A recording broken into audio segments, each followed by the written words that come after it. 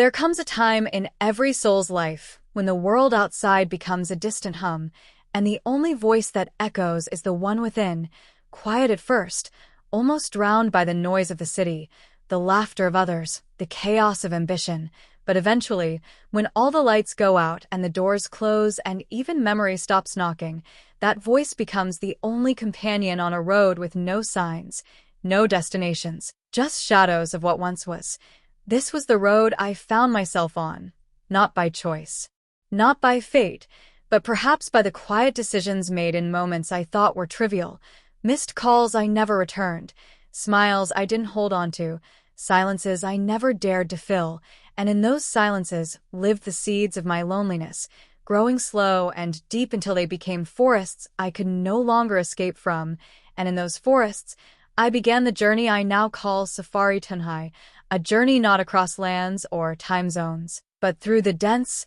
unmapped terrain of my own heart, where each memory stood like a ruined temple, once full of prayer and purpose, now just echoes and dust. And as I walked, or rather wandered, I realized this solitude was not the absence of people, it was the presence of everything I had buried,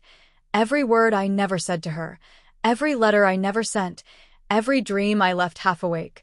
She, Zara, was never truly gone, not from memory, not from the poetry that spilled even when I tried to write about other things, because even in metaphors of rain and wind, it was. Her footsteps I heard, her laughter behind the lines, her absence louder than any presence I had known, and that's the cruel gift of solitude. It sharpens remembrance, stretches time, and turns moments into monuments. So I began to write not to remember her, but to survive her absence, to stitch together the broken timeline where we existed, and in doing so, I became both the storyteller and the story, a traveler and a destination, moving nowhere yet changing constantly, and in my tiny apartment, where the clock ticks louder than my thoughts, I find myself revisiting old cafes where we once sat, replaying conversations in my head like broken records, and in those moments I ask myself, was it love I lost, or the part of me that could love?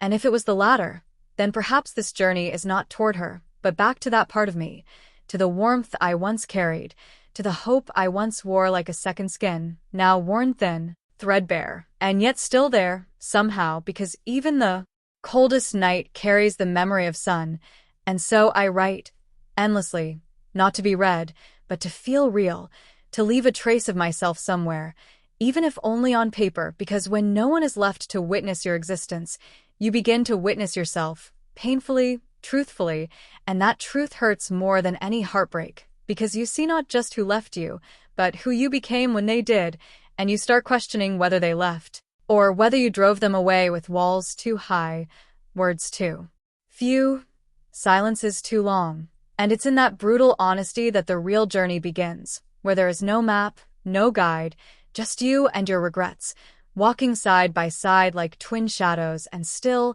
you walk because stopping means turning into stone, and I have seen too many people turn to stone with smiles on their faces, laughter in their throats, dying slowly in crowded rooms, and I refuse that ending, so I choose to walk, even if alone, even if barefoot through the glass of my past. And yes, it bleeds, but even pain reminds you that you're still alive,